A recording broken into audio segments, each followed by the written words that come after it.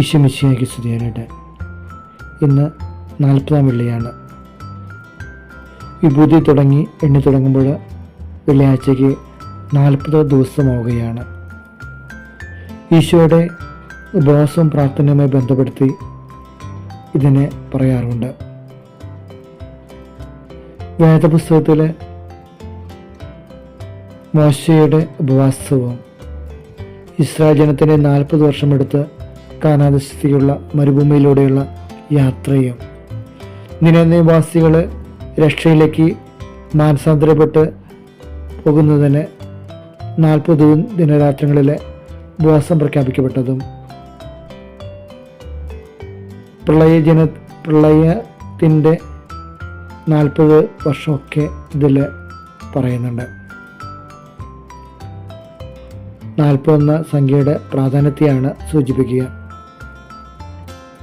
40 ദിനരാത്രങ്ങൾ കഴിഞ്ഞു വരുന്ന 2 ദിവസം സന്തോഷത്തിൻ്റെ ദിവസമാണ്. കോഴിക്കോട്ടശ്ശിനിയും ഓശാന ഞായറും വിശുദ്ധ വാരത്തിലേക്കുള്ള പ്രവേശനമാണ്. ലാസറിൻ്റെ വെള്ളി എന്ന് പറയുന്നത് ഈശോ മരിച്ച ലാസറിനെ വീണ്ടും ജീവിതത്തിലേക്ക് തിരിച്ചു കൊണ്ടുവരുന്നതാണ്.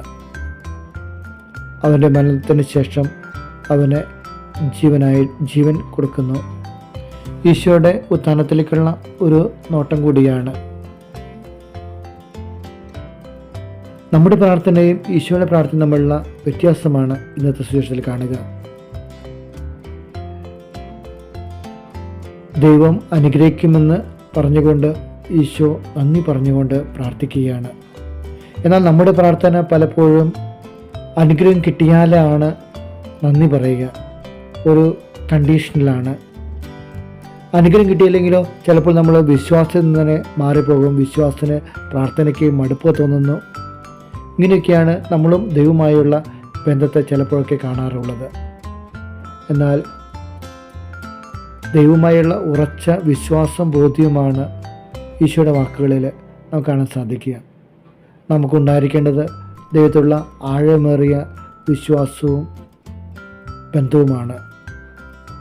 ദൈവം നമ്മുടെ നന്മയ്ക്ക് തരുന്ന അനുഗ്രഹങ്ങളെ പ്രതി നമുക്ക് നന്ദി പറയാം.